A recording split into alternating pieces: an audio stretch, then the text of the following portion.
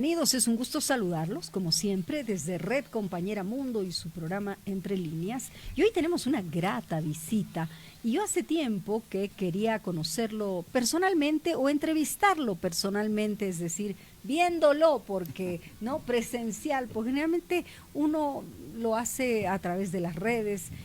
Gary Rodríguez, Gary Antonio Rodríguez, vive en Santa Cruz, él es cruceño, pero él no deja de preocuparse por todo el país, permanentemente está escribiendo y yo soy una de sus fiel seguidoras, o sea que qué maravilla que esté en La Paz y qué maravilla también que podamos entrevistarlo, como le decía, de esta forma. ¿Cómo lo ha tratado La Paz a su llegada? Buenas tardes, Casimira, y por su intermedio un gran saludo a la audiencia de este programa, a toda Bolivia.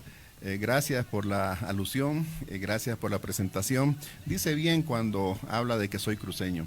Yo nací en Cochabamba. ¿De verdad? A los 6 años migramos con mi familia, mis papás, mis 2 hermanas a Santa Cruz y nos consideramos cruceños porque hemos escrito un libro que se llama Modelo de Desarrollo Cruceño, Factores y Valores que explican su éxito y decimos que cruceño no es el oriundo solamente, sino es toda aquella persona que migra a esa región con esperanza de una mejor vida, puede ser desde el exterior o también, como ha pasado desde todos los distritos de Bolivia desde los años 50, y se afincan, hacen familia, conocen la región. Y se enamoran y no se van más. Bueno, de ella.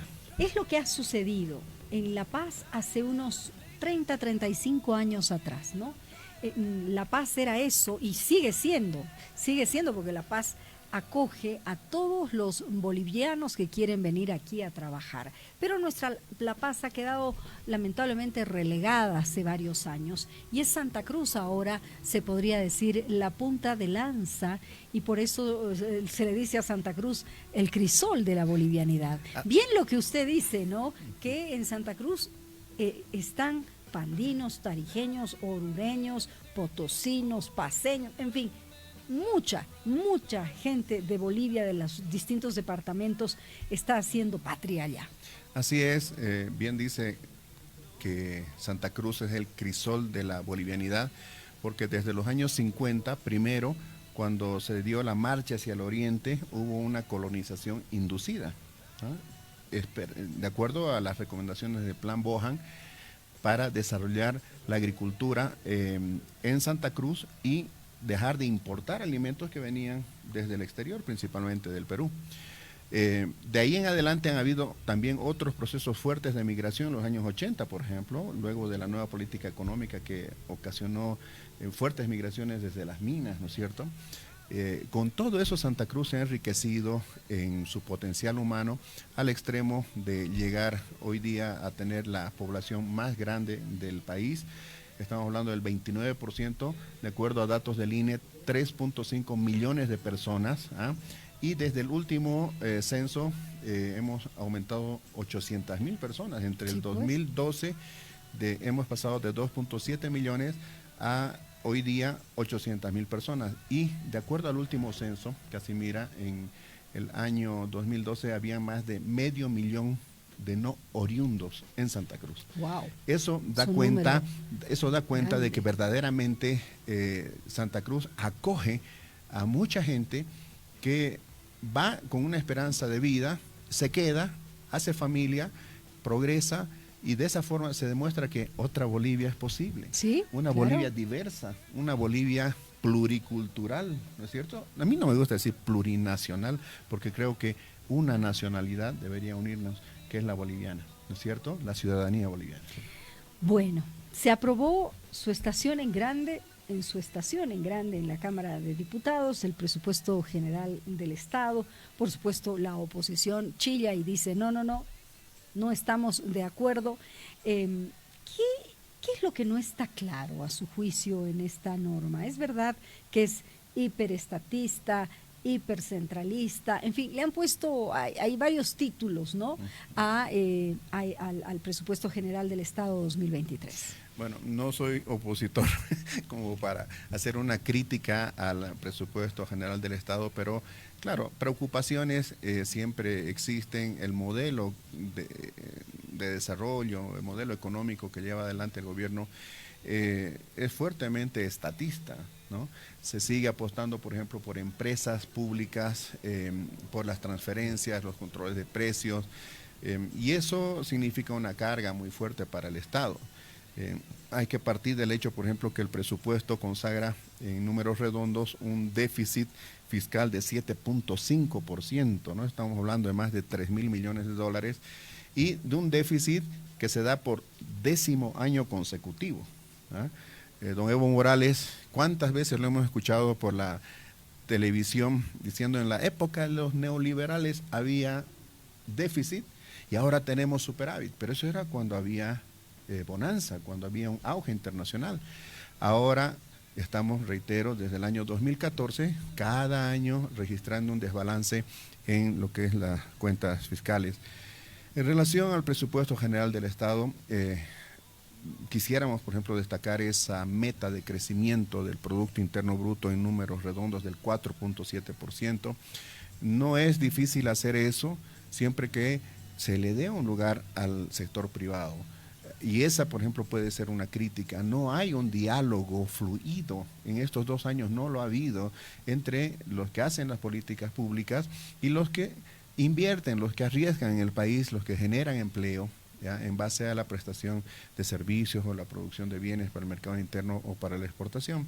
Entonces, es un presupuesto que, reitero, tiene que ver con esta visión estatista o estatizante de la economía, cuando nosotros creemos, por ejemplo, que en vez de estar pagando, como dice el presupuesto general del Estado, cerca de 1.200 millones de dólares de intereses por la deuda interna y la deuda externa en el próximo año, en vez de tener que estar pagando 900 millones de dólares el próximo año en servicio de la deuda, en devolución de capital, ¿por qué no darle esa encomienda al sector privado, darle las condiciones para que sea el empresario, el micro, el pequeño, el gran empresario nacional, extranjero, el que arriesgue, el que invierta y el que tribute? Yo creo que eso podría ayudar a tener un presupuesto más balanceado, a una economía más formal y a que el país se endeude menos. Importante. Ahora, yo entrevistaba hace un par de días al senador Rodrigo Paz Pereira de Comunidad Ciudadana, y él decía que con la aprobación de este nuevo presupuesto general del Estado se van a titularizar las ganancias de yacimientos petrolíferos fiscales bolivianos. Es decir, esto permitiría al gobierno disponer de nuestros ahorros de jubilación. ¿Realmente será así? ¿O es una exageración? Usted como máster en economía, ¿qué nos puede decir? A ver, la titularización es una práctica que se da en diferentes campos, ¿no? Para que la gente entienda, los productores agropecuarios, vamos a hablar de un sector, los productores de caña de azúcar, van a un banco y hacen una venta anticipada de su producto. O sea, pueden comprometer parte de su producción y la pueden dejar incluso en garantía, ¿no?, a través de un crédito warrant. Si eso está bien administrado, no tendría por qué llamarnos la atención, porque lo que está haciendo Yacimientos es procurar una liquidez. Ahora, el gobierno desde el presupuesto está diciendo que se tiene que endeudar. O sea, hay el ánimo de colocar 2.000 millones de dólares en bonos soberanos, por ejemplo. ¿Eso qué quiere decir? Que de alguna forma tiene que aparecer ese dinero. ¿Y cuál es la diferencia de hacerlo en el exterior o hacerlo internamente? La última vez que el gobierno ha ido a colocar bonos soberanos, a diferencia de los otros del año 2012, 2017, si no me equivoco, que tenían en promedio una tasa del 5%, han tenido que agarrar un crédito al 7,5%. Bueno, si el gobierno se presta nuestros ahorros de los jubilados y paga una tasa, pero cumple, no pasa nada. Sería un buen negocio. Más bien es buen negocio. Pero por supuesto que sí. Qué pero interesante. hay que pensar bien. Porque además el dinero hay que moverlo. Claro. Yo siempre he entendido eso, porque si lo dejas en un solo lugar, bueno, pues uno pierde, ¿no? Uno pierde intereses, etcétera. O sea que hay que saberlo invertir. Entonces lo que usted dice tiene realmente sentido, ¿no? Claro, pero mire, le voy a poner otro ejemplo. Yo lo que estoy diciendo es, ¿qué es mejor? Que le paguen 7,5% o más a un capitalista en el extranjero, o que nos paguen eso, pero que nos paguen a los jubilados. Exactamente lo mismo pasa con el caso de los combustibles.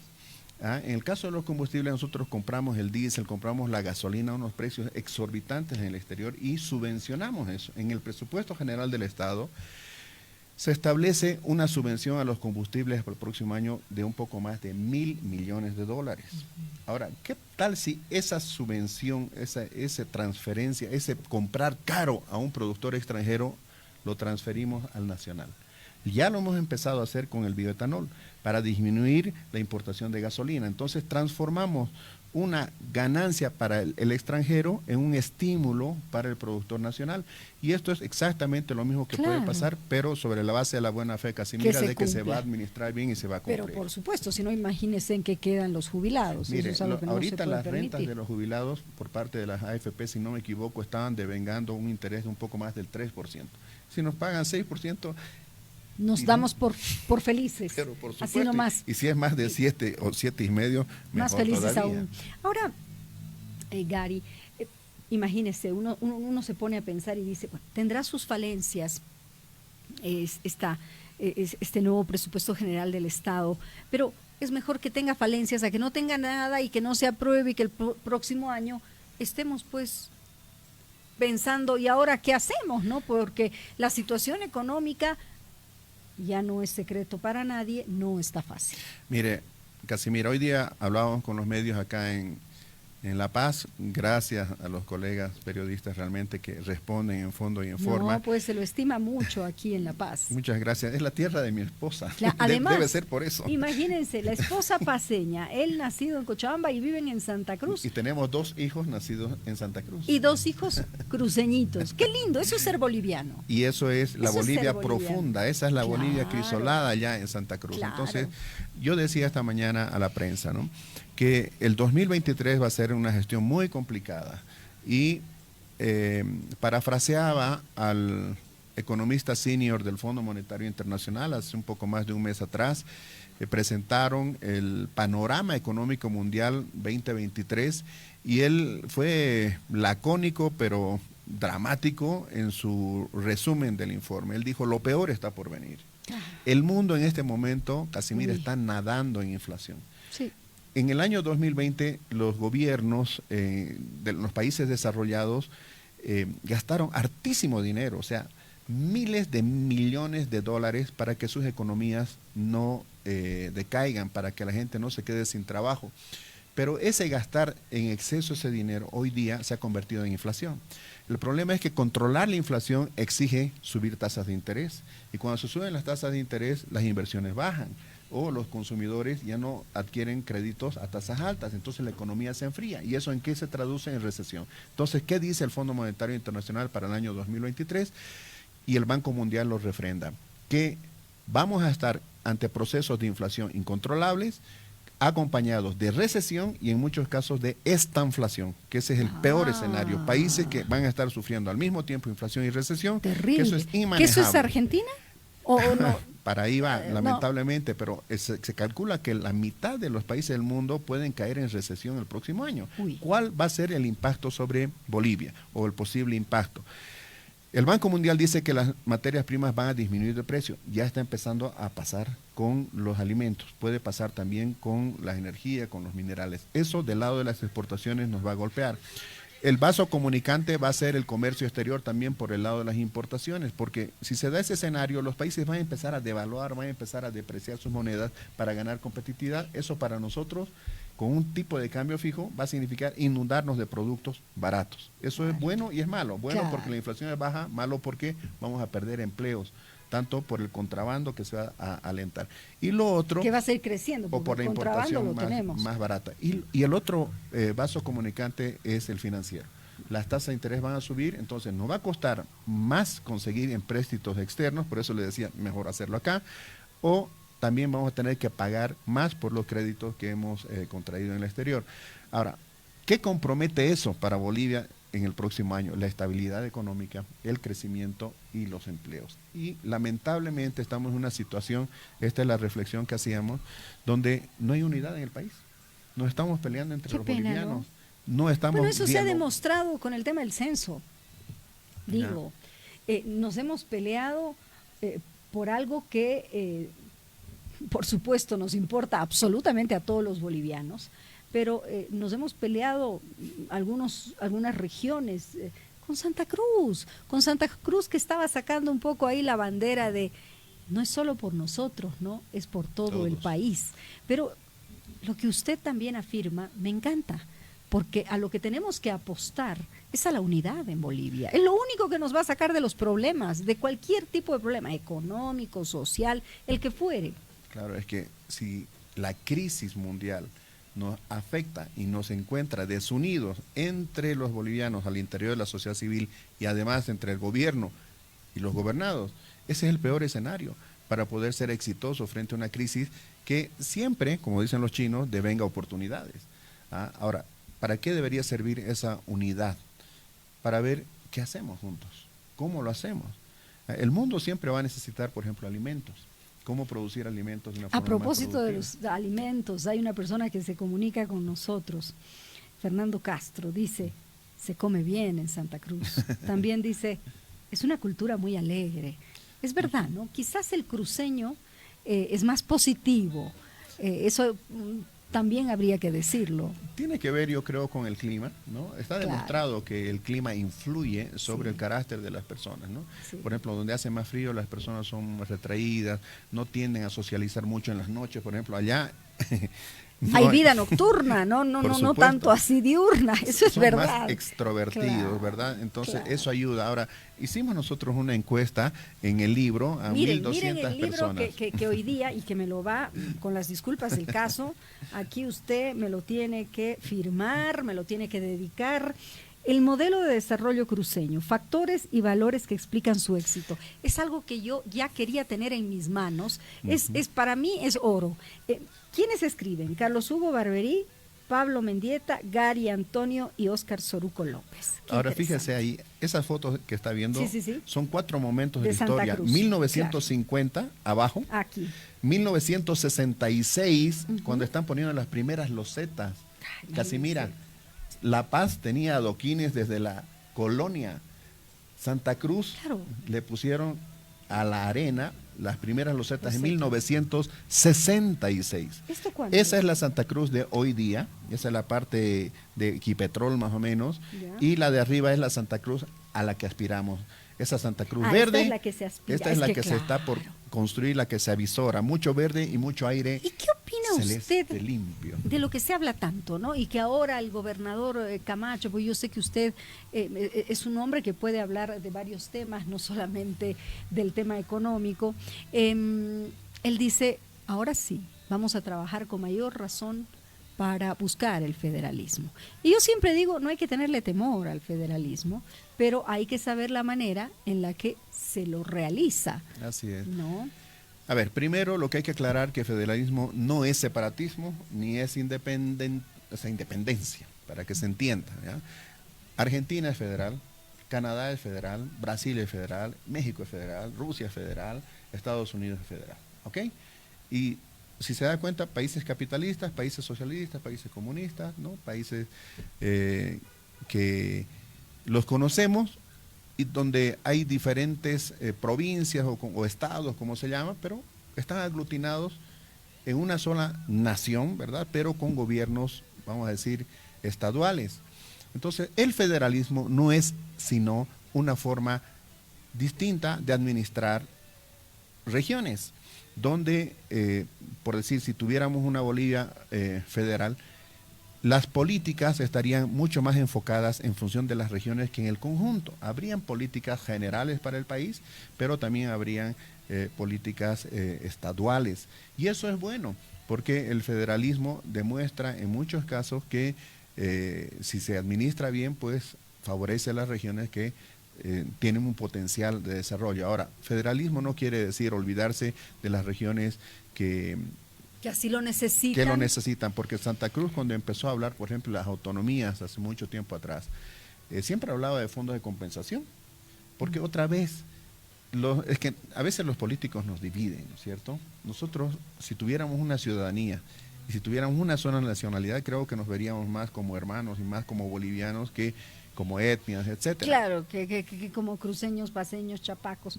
Ahora, también le preguntan, ¿con los subsidios y bonos se puede tener una buena economía? Hay mucho subsidio y bono, dicen. Claro. A ver, yo le hago una pregunta a la persona que ha consultado esto. Si le gustaría que sus hijos vivan de bonos, de dádivas, y dependan de los políticos y dependan de los gobiernos.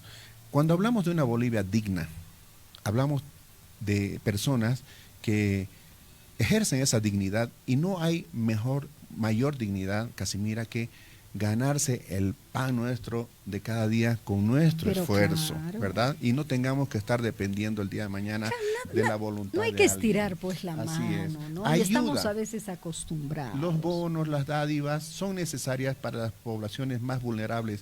Ayudan, pero nunca resuelven el problema de la pobreza, porque esos pobres van a seguir siendo pobres. ¿Cuántas veces hemos escuchado hablar de que no debemos dar el pescado y debemos enseñar a pescar a la gente? ¿No es cierto? Eso es dignidad, que alguien consiga su sustento, ¿no?, para su persona, para su familia, por su esfuerzo. Creo que eso es a lo que deberíamos aspirar, ¿no? Quiero pasar al tema de los avasallamientos. Bueno, estas pasadas semanas, estos últimos días, realmente Santa Cruz y por qué no Bolivia ha estado acongojada, ¿no? Viendo que no se hacía nada. Digo, no se hacía porque ya ha intervenido el Ministerio de Gobierno. Lo único que hoy yo me quedé boquiabierta.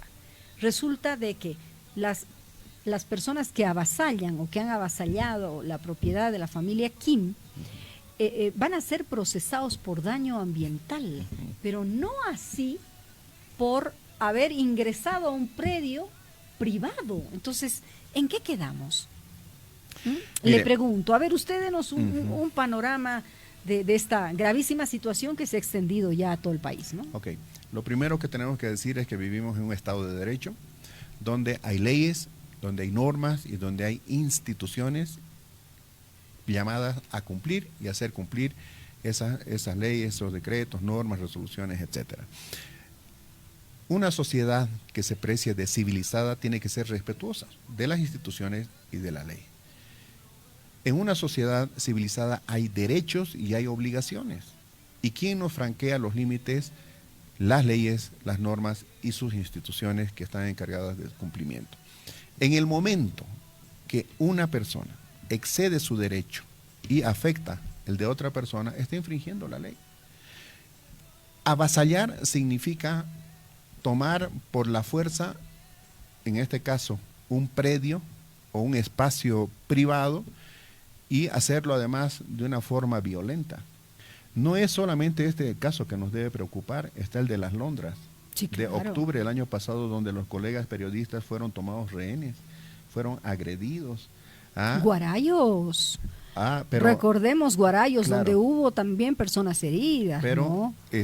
¿Por qué digo Las Londras? Porque esto data de hace un año un mes. Y no hay nada. Y el tema de los acuíferos tardó 50 días en resolverse. Entonces son señales perniciosas en contra de la inversión, en contra de la propiedad privada, en contra del derecho al trabajo, al derecho a la locomoción libre, como establece la Constitución y las convenciones internacionales. Por supuesto que nosotros como institución, y así lo ha manifestado también la dirigencia del sector agroproductivo en Santa Cruz, que dicho sea de paso, es el principal generador de alimentos en el país, el que garantiza la seguridad alimentaria, la soberanía alimentaria a través de las agroexportaciones, el que prodiga divisas, etcétera, se siente agredido, ¿no es cierto?, por esta situación, y realmente preocupa que habiendo leyes, que habiendo instituciones, no se ponga coto a esto. Voy a acabar diciendo esto. En el año 2013 teníamos 117 predios avasallados, en el año 2013. Ese mismo año el sector agroproductivo cruceño le propuso al gobierno acoplar la agenda del Bicentenario 2025 con la agenda agroproductiva. ¿Para qué, Casimira? Para triplicar la producción de alimentos, en ese entonces de 15 millones en el país, y llevarla a 45 millones de toneladas. Para eso había que invertir.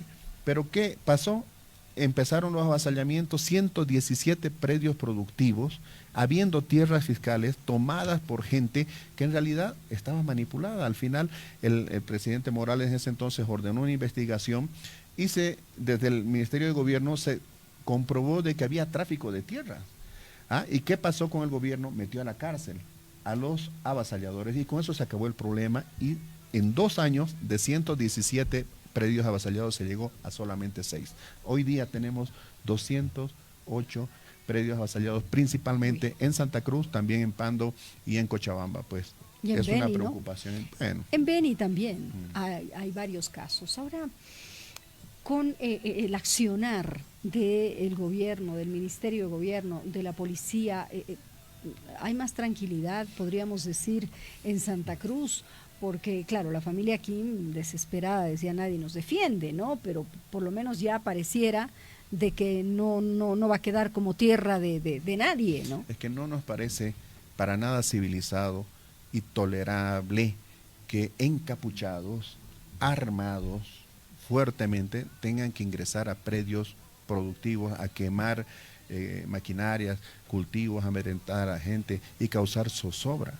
Eso no puede permitirse y reitero, para eso las señales deben ser contundentes, porque si la justicia no actúa en fondo y en forma y desde el órgano ejecutivo no se da esas señales de contundencia que se piden, los avasalladores, los delincuentes en este caso van a seguir haciendo lo suyo. ¿Y a quiénes van a afectar? A los que están produciendo en beneficio de este país, ¿qué? Alimentos y demás para su exportación al mundo.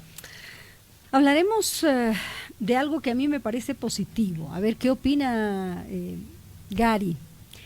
Resulta de que estaba leyendo, y lo he leído a usted también, de que hay récords en exportaciones. Sí. Entonces, tenemos que alegrarnos de eso también, ¿no? Hay que verle el lado positivo también a las cosas que se hacen bien. A ver, cuando decimos, por ejemplo, que las exportaciones al mes de octubre, eso lo ha informado el INE, han llegado a 11.632 millones de dólares, números fríos, ¿verdad? Detrás de esto hay personas, detrás de esto hay trabajadores, detrás de esto hay familias. Pero ¿qué implica esto, Casimira? Implica estabilidad macroeconómica, implica crecimiento. Por definición, un país que exporta es un país que va a crecer más que aquel que solamente fundamenta su crecimiento en el mercado interno. Le voy a poner un ejemplo.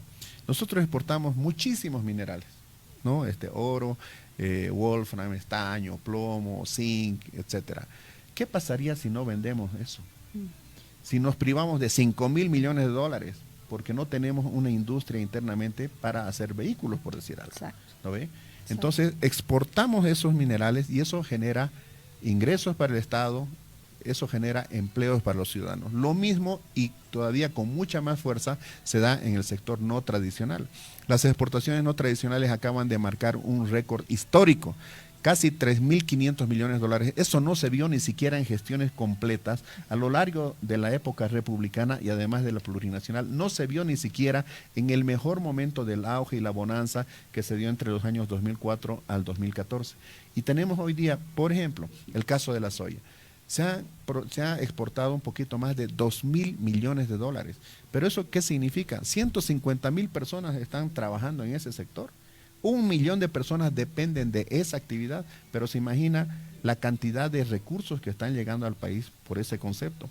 Carne, hemos hecho ese trabajo con el gobierno. Este es el mejor ejemplo de lo que se debe hacer. El gobierno ayudando en la parte de sanidad, en la apertura del mercado, los ganaderos invirtiendo en pasturas, en potreros, en sanidad, en genética, en frigoríficos, en cadenas de frío. Los dos en paralelo. ¿Con qué objetivo? Conquistar un mercado. ¿Cuál mercado? El de la China.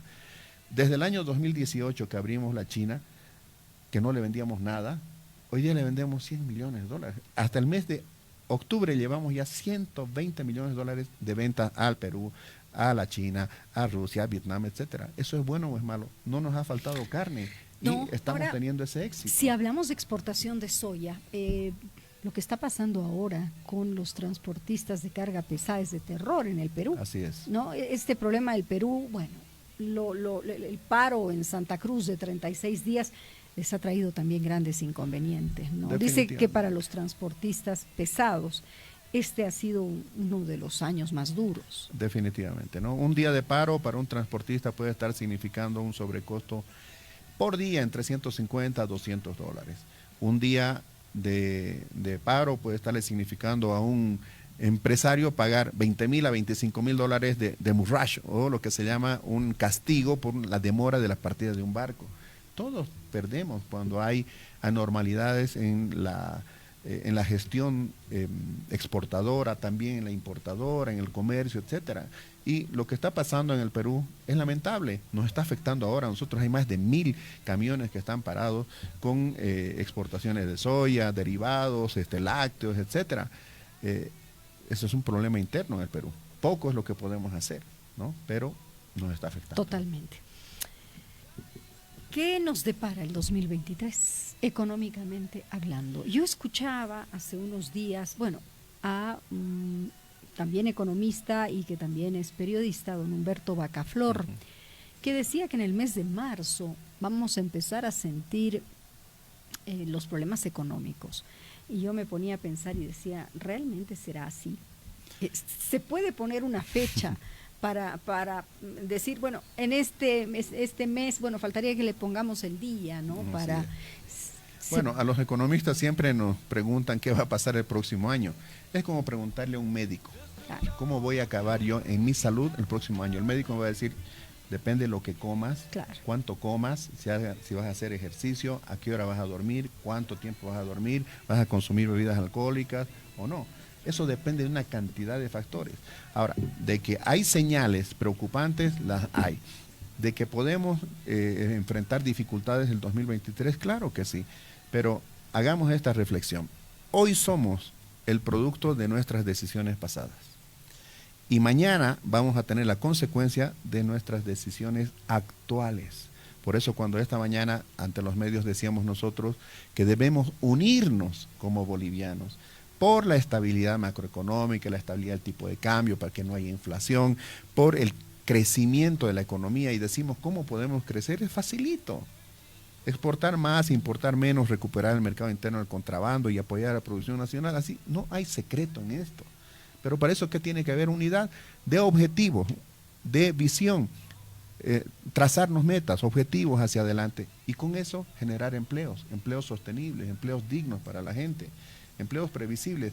Casimira, yo acuñé una palabra, en Bolivia, una frase mejor dicho, en Bolivia no existe el largo plazo, vivimos al día, casi en zozobra o no. Sí, ¿Usted sí. sabe lo que va a pasar mañana? No, claro, no. Pero en otros países saben lo que va a pasar el próximo año. Somos impredecibles, eso es verdad. Los bolivianos somos impredecibles. Me está recordando a un pensador cruceño ya fallecido, el arquitecto Sergio Antelo, decía, en Bolivia hasta su pasado es impredecible. Mire, y ya para finalizar, Público.bo, que es una página digital informativa de Edwin Herrera, titula Santa Cruz define ruta crítica del proyecto para nuevo relacionamiento con el Estado y presentará la propuesta el 24 de septiembre. Habrá que estar atentos y ojalá sea por el lado que usted nos ha venido a explicar y a decir. Ese es el deseo, de verdad, de todos, ¿no? Santa Cruz quiere que Bolivia progrese, porque Santa Cruz es Bolivia también, ¿o no? Claro, por supuesto. Si hay un lugar donde Bolivia se manifiesta, es en Santa Cruz. Las segundas mayores poblaciones de chuquisaqueños, paceños, cochabambinos, orureños, etcétera, están en Santa Cruz. Y en Santa Cruz hay un modelo que funciona en base a la libertad, en base a la libre iniciativa, la individualidad, en base al cooperativismo, en base a la competencia, en base a la integración al mundo. Quisiéramos también ver eso en otros departamentos. ¿Para qué? Para que los otros departamentos también progresen. Nosotros quisiéramos una Bolivia digna y soberana, y sabemos cómo lo podemos hacer con una Bolivia productiva y una Bolivia exportadora. Muchísimas gracias. Primero, gracias por visitar La Paz, la tierra de su esposa, y gracias por estos libros, y gracias por venir hasta los estudios de Red Compañera Mundo. Para nosotros ha sido un honor y lo esperamos muy pronto. Felices fiestas. Muchísimas gracias, Casimira. Muy honrado por la posibilidad de dirigirme a la audiencia y demostrar que Santa Cruz es Bolivia, que Santa Cruz quiere mejores días para Bolivia, porque Santa Cruz es Bolivia. La otra Bolivia posible, la Bolivia profunda, está en Santa Cruz, pero muchas veces no se conoce. Yo invito... O malinterpretamos. O no malinterpretamos, andamos con ciertos mitos, ¿verdad?, que deberíamos derrumbar. Entonces, gracias por la invitación. Felices fiestas, bendiciones absolutamente para todos. Muchísimas gracias. Nosotros nos vamos a la pausa, no se separe. Al retornar vamos a estar hablando de la ordenanza 046. Ya es un hecho que está derogada. Nos aguarda.